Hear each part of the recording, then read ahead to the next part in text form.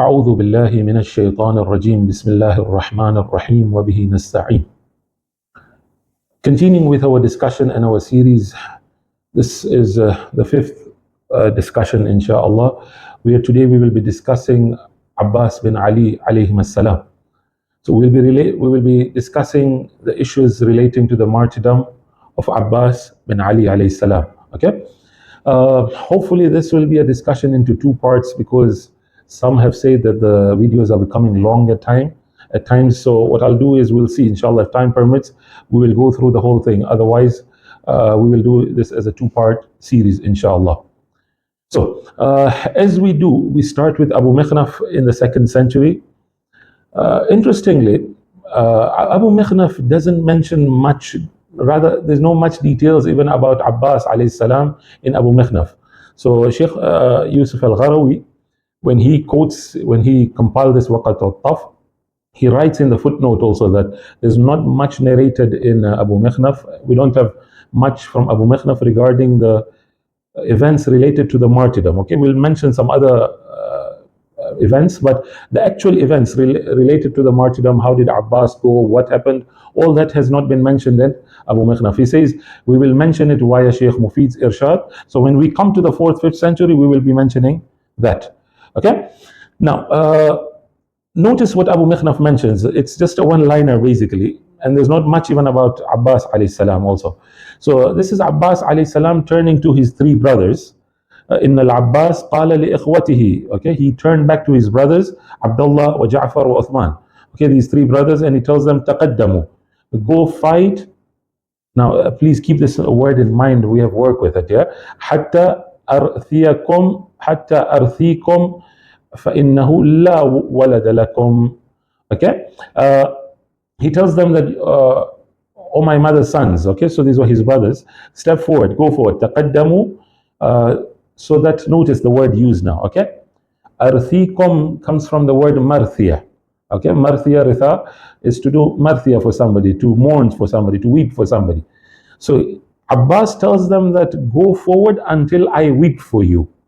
Now, the reason I'm stressing on this word arthikum, okay, if you take out the ya, it will become arithukum. Okay, it can mean that I should inherit you. As we go further now, you will see the narratives. This is one thing you will see, that the Shia narratives and the Shia scholars really have one narrative where they don't focus on the whole issue of inheritance. But you go towards Ibn Sa'ad, or for example Abu al-Faraj, you will notice there's a lot of insistence on inheritance. As we go further, we will see that. Okay, so now, has this word been changed? It's a discussion which needs to be done, a research needs to be done. Is that, was it originally arthikum, meaning I should do marthia over you, or was it arithukum, I should inherit you because you don't have children after you? Okay, now this should be a discussion and a research by itself, but this is how Abu Mikhnaf presents. So notice the direction is more of mourning. You go, you don't have children, I have children, I should see you. You can go sacrifice yourself for the Imam alayhi salam so I can see you. Okay, and they do that, and they go get martyred, and that's all. Abu Mikhnaf's version and narrative finishes here. Okay, he mentions other things about Abbas alayhi salam. So I'm mentioning that because they're related to the night before the night of Ashura. So on the night of Tasu'ah, for example, okay, Abbas played a very big role in asking for permission for one night.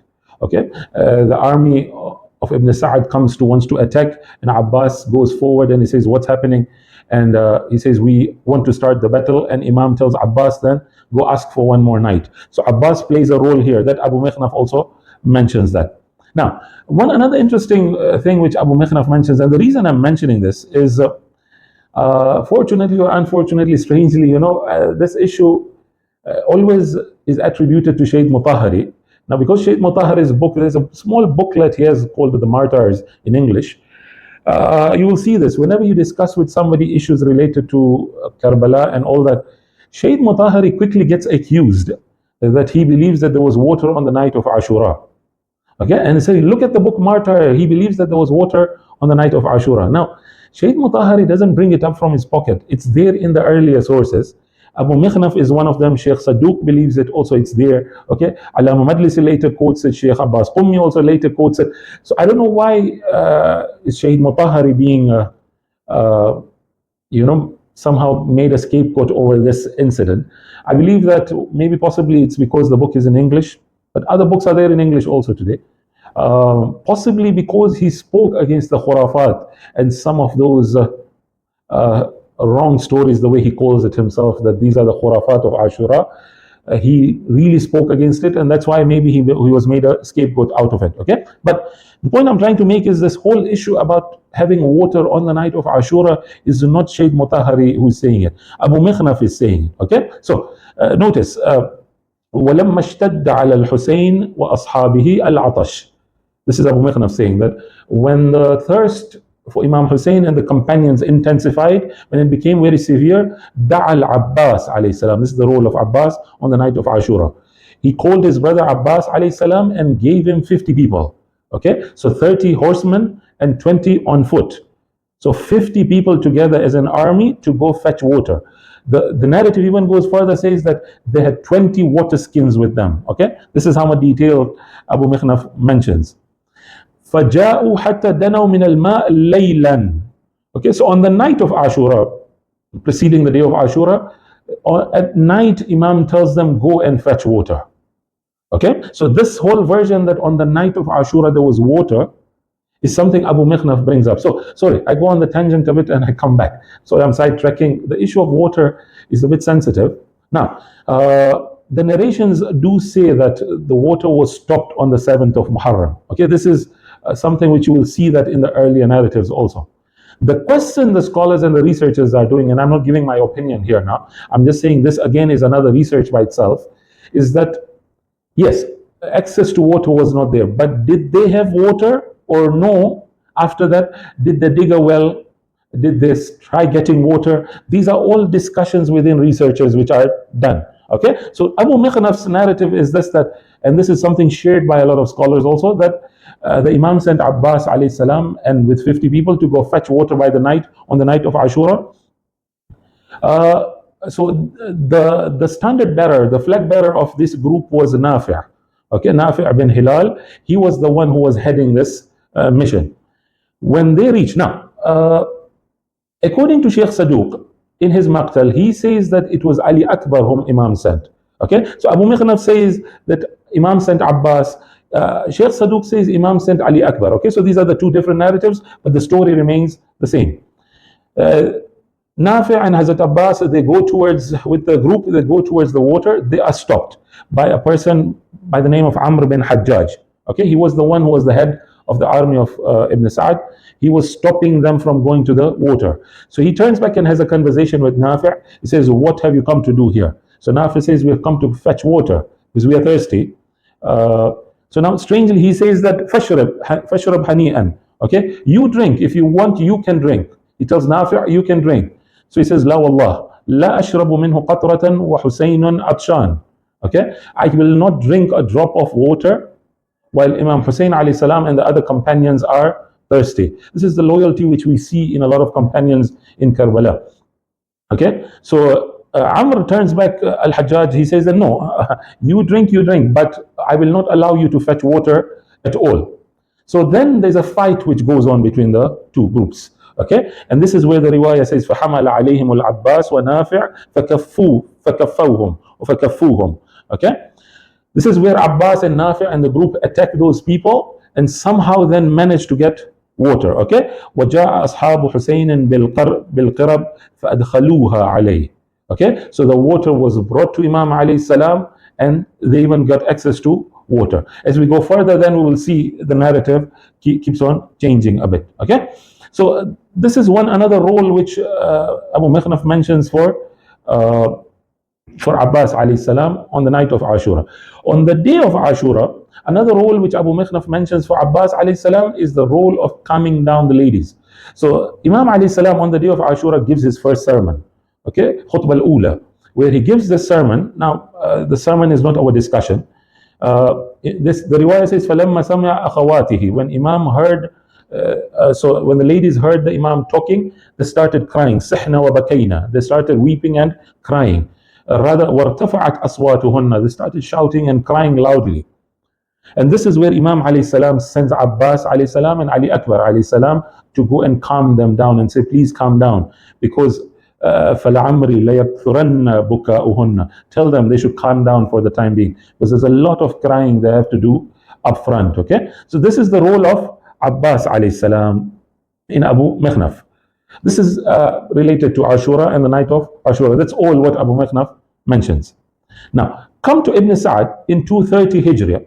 Okay, this is earlier, 3rd century. As I said, Ibn Sa'd is a Sunni historian. Now notice the narrative changing. Okay, Abbas alayhi salam comes and tells his two brothers. Now the third brother, Uthman, is out of the picture. What happens to him? There's no mention in Ibn Sa'd. He tells his two brothers, تَقَدَّمَا, go forward, go and fight. فَإِن قُتِلْتُمَا وَرَثْتُكُمَا. Can you see now the narrative changing? There it was that if you die, I will weep over you. I will do marthiyah for you. Here, it's no, if you die, I will inherit you. And this has raised a lot of questions within, especially Shia scholars, is that, what's the whole issue of inheritance doing in Karbala, you know? What about inheritance? Abbas knows that he's going to get killed now. In a while, he's going to get martyred. So what is this whole discussion of inheritance, okay?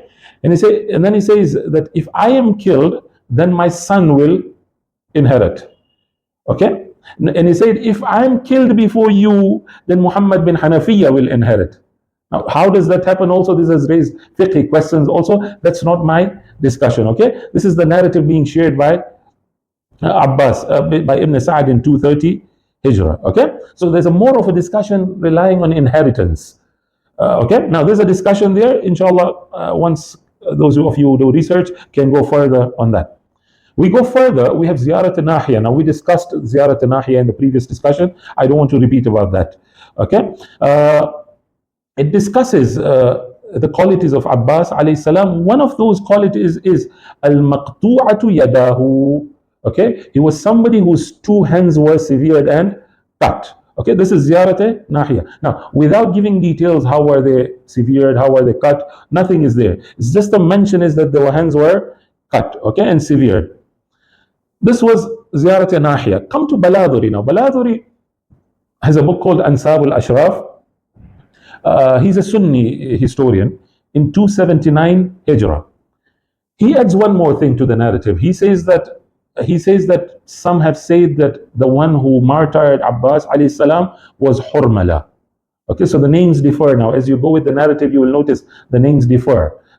And this is something which is normal with history. He mentions that some say that Hurmala is the one who martyred Abbas alayhi salam. Then he says, مَعَ جَمَاعَةٍ وَتَعَاوُرُوا. This is very gruesome. So Hurmala with a group of people, and then ta'awur can mean they basically were taking turns of hitting Abbas alayhi salam, okay?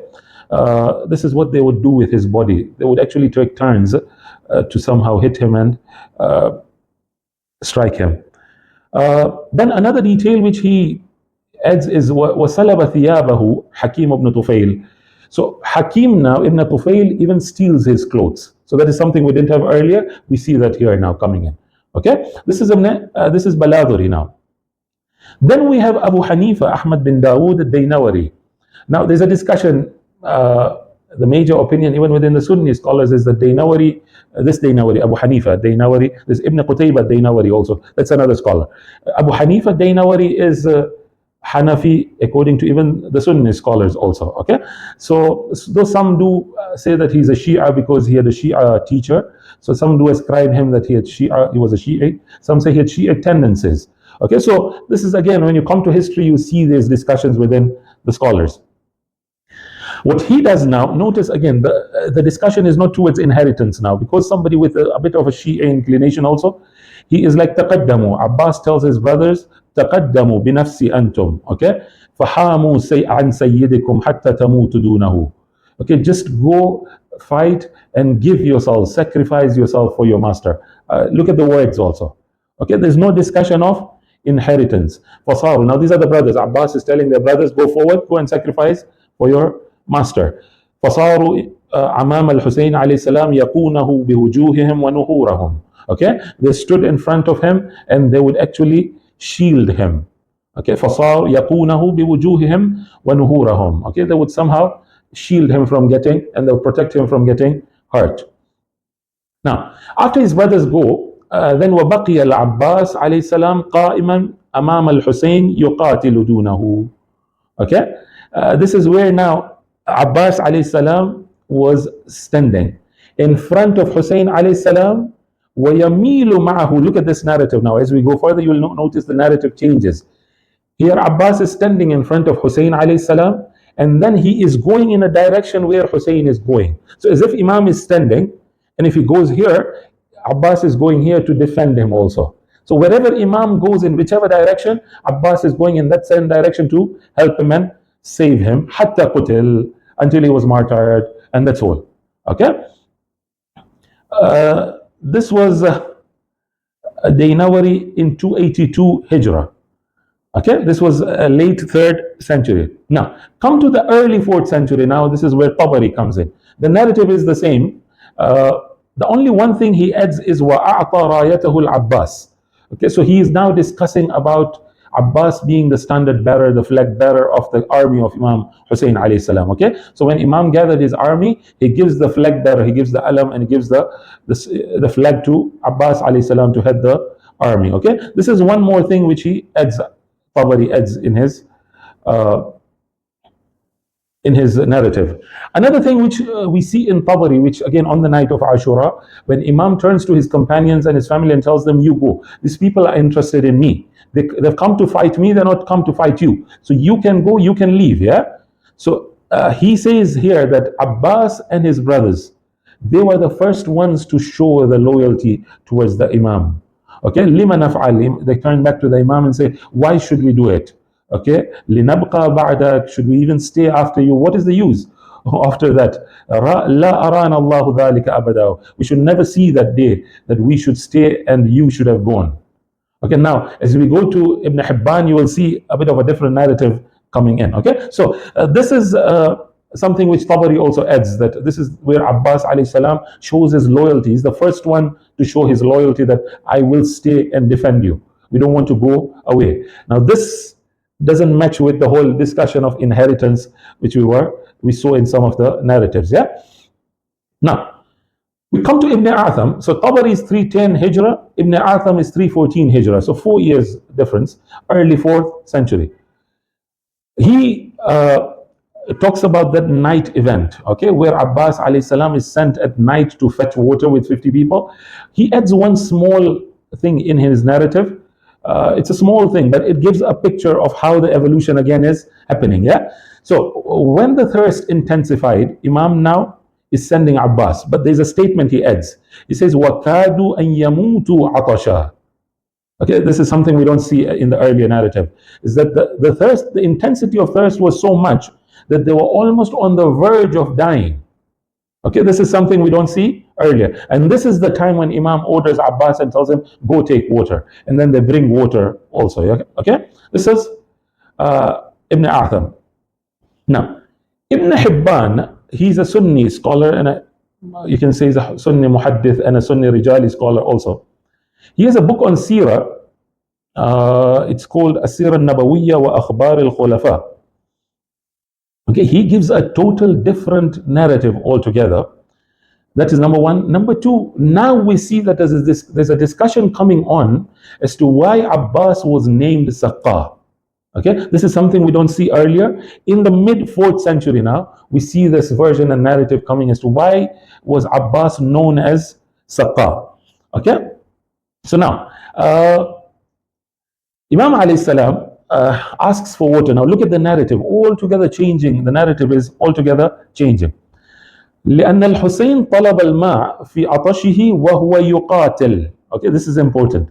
That Imam Hussein alayhi salam, in the midst of fighting, now this is something we didn't see. We saw that Imam was behind, these people were shielding the Imam. Here is now, the Imam is fighting and he is thirsty, okay, and he's asking for water. So فخرج العباس وأخوه. Okay, and this is the time when Abbas alayhi salam and his brothers brother came out. They went to take water and they brought him the water. Okay, now in this state, جاء سهم فدخل حلقه. Okay, an arrow came and hit Imam Hussein alayhi salam. Here, as we go further, we'll see the narrative again changing.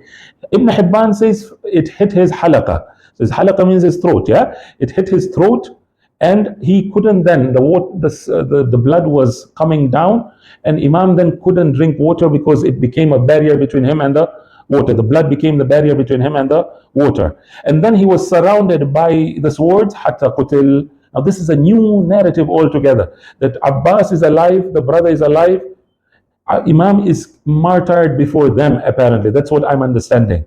That Abbas gives water to Imam, and Imam gets hit with an arrow, and before he drinks the water, Imam is surrounded and is martyred and is killed. And it says this is the reason for Summi al-Abbas as-Saqqa. Okay, this is why Abbas was known as Saqqa. But the narrative is altogether different. Okay? This is Ibn Hibban in the mid 4th century. You come 356 Hijrah, Abu al-Faraj Isfahani, he's a Zaydi scholar, as we said. He also brings the whole issue about wiratha and inheritance. Okay, so one thing he adds is after they're killed, okay, so the brothers and Abbas alayhim salam are killed, فَوَرِثَهُمْ إِيَّاهُ عُبَيْدُ اللَّهِ. Okay, now here is where Ubaidullah, the son of Abbas alayhi salam, inherits all the property from Abbas and the brothers. So this was not there now. وَنَازَعَهُ فِي ذَلِكَ عَمَّهُ عُمَرْ ibn Ali. So the uncle, Umar ibn Ali, okay, the brother of Abbas, he somehow he disputes. He says, but this whole property cannot be yours. So they have a dispute there, but somehow they sort out the dispute, and he is happy with the distribution, whatever he got. Okay, so apparently there was even distribution going on. This is the narrative of Abu al-Faraj. Another thing Abu al-Faraj also adds is Abbas being a handsome man. Okay, al-Abbas rajulun jamilan. He was somebody who was handsome and good looking, and then he would climb a horse and his feet would touch the ground. This is a narrative which we don't see earlier now. We see it in this period now.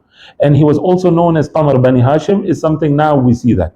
So Saqqa we saw, here we see now Qamar Bani Hashim also coming in. Another thing which Ibn Abu al-Faraj adds is the one who killed Abbas alayhi salam. The narrative now comes from him. So the Rawi says, I saw this person who had killed Abbas alayhi salam. He was so handsome and he was so good looking before. But he had turned all black altogether. So I turned back to him and I couldn't recognize him. So he says, I couldn't recognize him. I turned back to him and I tell him, who are you? So why have you become like this? So he turns back and he says that I killed someone. And then later he says, I killed Abbas alayhi salam. Since I killed him, this is what he says then. فَمَا نُمْتُ لَيْلَةً مُنْذُ قَتَلْتُهُ. I have not slept for a single night since I killed Abbas alayhi salam. Why? Because he comes to me every night in my dream. The dream is not mentioned, but apparently in my dream, and he seizes me and he holds me and takes me towards the fire of hell and throws me in the fire of hell. And I start screaming and shouting. Okay, so this is the narrative Abu al-Faraj is giving from the killer of Abbas alayhi salam, that he turned black. Okay, a person who was good looking turned black and turned ugly, and he couldn't sleep also, and he was being every night he would come in his dream and take him to the hellfire. Now this was Abu al-Faraj, 356 Hijrah. We come to Qadi Nu'man. Qadi Nu'man ibn Muhammad ibn Hayyun, but he's famously known as Qadi Nu'man. Qadi Nu'man was a famous Ismaili scholar in the Fatimid period in Egypt.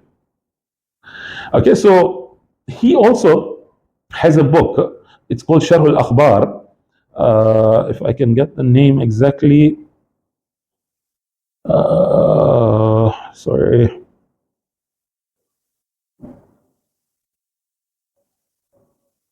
Okay, so he has a book called Sharh al-Akhbar. Yes, Sharh al-Akhbar fi Fada'il A'immat al-Athhar. Okay, so he is a famous Ismaili scholar who it's become famous that Ismailis don't pray, they don't fast, they don't have Sharia and all that. He is the founder of the fiqh of Ismailis. So he has books. People have done research on this topics and how he founded the law of Ismailism. Okay, in the Fatimid period. Now, probably the Ismailis might have changed. Some of them in different areas might have changed. But can we say that all Ismailis don't pray, all Ismailis don't fast, don't observe Sharia? This requires some kind of research, especially you have the likes of Qadi Nu'man, who actually founded the whole law of Ismailism, okay? So he writes in 363 Hijrah, وَسُمِّيَ الْعَبَّاسَ السَّقَّى. Okay, he was named as the Saqqa. Why? Because he was the one, Imam alayhi salam was thirsty and they refused him from water, and Abbas alayhi salam, this is something we had already seen. Okay, now وَجَاءَ بِهَا فَحَمَلَهَا عَلَى ظَهْرِ إِلَى الْحُسَيْنِ وَحْدَهُ. Okay, now here is where the narrative a bit now becomes a bit vague also, especially his second narrative. Okay, he says that he went with his brothers to fetch water. He comes with the water, Abbas alayhi salam comes with the water alone. Okay, so he brings the water alone and he brings it to the Imam. And his brothers had been killed. And then this is one narrative which he gives. The second narrative is something becomes very vague now for me. I didn't understand what exactly he intended to mean. So look at the narrative which he shares. Apparently what he does is that he says Abbas went twice. Apparently that's what I'm understanding. As I share, you will see this. Abbas goes twice to fetch water. Once with his brothers, okay? And then it doesn't mention that when he came back what happened. And then he goes back, okay, to fetch water, and that's where the fight happens and all whatnot. Now, notice the narrative which he gives. كان بعد أن قتل إخوته عبد الله, okay, وعثمان وجعفر معه قاصدين الماء. Can you see this? These three with Abbas alayhi salam, they went to fetch water. After that, he doesn't mention that what happened. ويرجع وحده بالقربة. Now he says that Abbas goes back alone to fetch water. Okay, so what happened to the brothers? Apparently they might have been martyred, but did the water come? Did the water not come? He doesn't mention anything. Abbas alayhi salam goes back to take water alone now. It becomes even more vague now. He says وَيَحْمِلُهَا. So he starts, when he goes, they stop him, he fights them, he reaches the river, he fetches the water, and then وَيَحْمِلُهَا وَيَأْتِ بِهَا الْحُسَيْنِ عَلَيْهِ السَّلَامُ وَأَصْحَابَهُ فَيَسْقِيهِم. See the word now, okay? He did saqa, okay? He brought the water and he quenched their thirst also. But strangely, a statement later, he goes and says that no, Abbas was in between the tent and the river. So he was somewhere in between, where he was surrounded by the army of Ibn Ziyad and they surrounded him.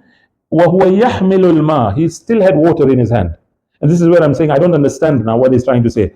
Did he give the water? Did he not give the water? Did he have water with him and then he died? Did the water reach? It's not clear from what he's trying to mean here, okay? And then he adds one more thing. Now he says وَقَطَعُ يَدَيْهِ. This is something we saw, that his hands were cut off and severe. But he also says رِجِلَيْهِ also. They cut off his hands and his legs also. This is something we don't see earlier or even later. We will not see. He's the only one who mentions that his legs were also severed also. Now the reason he mentions is that these people were so angry with him, okay, the way he fought, the way he battled, they were so angry with him, that's how they took out their rage and their anger on him like that. Okay, that's the narrative of Qadi Nu'man, the Ismaili scholar. Another thing which Qadi Nu'man mentions, which we don't see earlier, is the issue of the age of Abbas alayhi salam, and he says he was 34 years of age, and he mentions the age of the other brothers also. Come to Sheikh Saduq in 380 Hijrah. In 380 Hijrah, Sheikh Saduq, end of 4th century, he also shares in his Amali the version of the narrative of the two hands being severed. Okay, and that's all, without giving the details. I'm stressing on this because as we go further, you'll see the narrative now changing. Okay, that is one thing. The other thing which he mentions in his Amali is that Abbas alayhi salam had a station with Allah. The station was so close that all the other shuhada and the other martyrs will envy his position on the Day of Judgment. So when they see at Abbas on the Day of Judgment, they'll envy his position on the Day of Judgment. All the martyrs will envy his position. Okay, now this is the 4th century. We come to early 5th century now. This is where we come to Sheikh Mufid. So now the narrative is changing a bit more now here. Okay, the first thing Sheikh Mufid mentions is that Abbas leaves after seeing the death of Abdullah bin Radhi or Ali Asghar, whatever the name we want to use at the moment. Ali Asghar's martyrdom happens. That's the time when Abbas now moves. Okay? Now, even how does he move? It's very different. So, فَلَمَّا رَعَى الْعَبَّاسِ كثرة القتلى. Okay, في أهله. So apparently a lot of members of Ahlul Bayt had been martyred. And this is the time when Abbas sees all this. He turns to his brothers. Okay, this is the time when he turns to his brothers and tells them, go now. So this is, we had already seen that the brothers, Abbas telling his brothers, go. But what's important is, notice, this is the narrative. You notice Shia scholars don't share that narrative of inheritance and all whatnot. Okay, he says, تقدموا حتى أراكم قد نصحتم لله ولرسوله فإنه لا ولد لكم. Okay, go that I want to see that you have sacrificed yourself, you fulfilled your duties in front of God and towards the Prophet sallallahu alaihi wasallam. Because you have no offspring, you have no children, my brothers, so you go first. Okay, I want to see you giving your life before I give my life. Then Sheikh Mufid mentions a very brief description of their fight, and then he brings it to Abbas alayhi salam. Now look at the narrative now. Okay, the narrative is وحملت الجماعة على الحسين عليه السلام. So now the group, the army of Ibn Ziyad and Ibn Sa'd is attacking Imam Hussein alayhi salam. فغلبوه على أسكره. Okay, that actually surrounded him in his camp. واشتد به العطش. Notice there's no mention of the children being thirsty and all whatnot. Sheikh Mufid is saying that Imam himself was thirsty. Okay, فاشتد به العطش. He was thirsty. So he climbs the mount, and then يريد الفرات. وبين يديه العباس أخوه. So when Abbas sees the brother going towards Furat to take water, he also accompanies him together. Okay? Now, here is where we also had seen Ibn Hibban's narrative, and we saw this, that an arrow came and hit the throat. The riwayah of Sheikh Mufid says, تحت حنكه. Now, hanak, can it mean the chin? Can it mean the throat?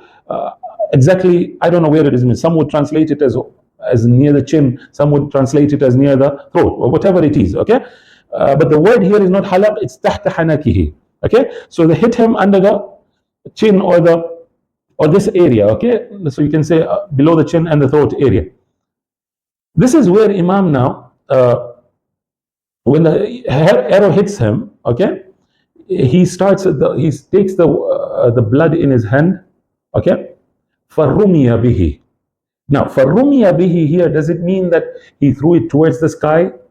Now, that's how some translators have understood, that he took the blood which was coming out from his hand and he threw it towards the sky, and then he'd say, ثُمَّ قَالَ اللهم إني أشكو إليك ما يفعل بابن بنت نبيك. Oh Allah, I am complaining to you from what they're doing to me. Okay, can you see this? Okay, this was not something which we see it. The arrow was there, but Imam throwing it towards the sky and then praying to Allah against this people. Now, in Ibn Hibban's narrative, we saw that Imam was martyred. Here, the narrative says, ثُمَّ رَجَعَ إِلَى مَكَانِهِ. Imam returns back to his position. Now, position, can it mean in the battlefield or to the tent? Imam turns back. وَاشْتَدَّ بِهِ الْعَطَشِ. And the thirst was increasing only. Now here is where وَأَحَاطَ الْقَوْمِ بِالْعَبَّاسِ. This is where now they surrounded Abbas alayhi salam. Okay, when they surrounded him, they cut him off from Imam Hussein alayhi salam. So apparently they were together, and then somehow now they got separated from each other. So Imam Hussein alayhi salam managed to return back, but Abbas doesn't manage until he is martyred. Okay, this is what Sheikh Mufid mentions as his narrative. Another thing which Sheikh Mufid then mentions, he says, وَدَفَنُ الْعَبَّاسِ فِي مَوْضِعِهِ الَّذِي قُتِلْ. He says, Bani Asad. So this is again a discussion which I don't want to get into. It becomes a theological discussion also. And this is where I come and say that history and theology, can it be put together or not? This is a debate within the scholars, yeah? That who buries the Imams? Who recites Salah on the Imams? Okay, is it the Imam Ma'soom should recite over other Ma'soom, or non-Ma'soom can also do? This version and this narrative of Sheikh Mufid says that Banu Asad actually buried him. Okay, they are the ones who buried him in the place where he was martyred. Okay, now my time is also going. Okay, let me mention Khwarazmi and then I will stop. Okay, Khwarazmi in 568 Hijrah, in his Maqtal al-Hussein, he now adds one more thing to the narrative, is that when Abbas alayhi salam fights, when he is martyred, Imam Hussein alayhi salam then turns back and he says, Al-an in kasarat dhahri wa qallat hilati. Okay, so you see this narrative coming in 568 Hijrah now. So this is towards the end of the 6th Hijrah. We now see that where Imam now starts saying that my back is broken now, yeah? This is a statement we hear a lot in Majalis, that when Imam saw the death of Abbas alayhi salam, he says, my back is broken and qallat hilati. So I've got broken altogether now. I can't, my strength has been diminished. I've become weak, if you want to put it that way, after the going of Abbas. Okay, so this was still 568. Next we come to 588. Inshallah, the details are such that I'll link it to as we go further. So I'll stop here.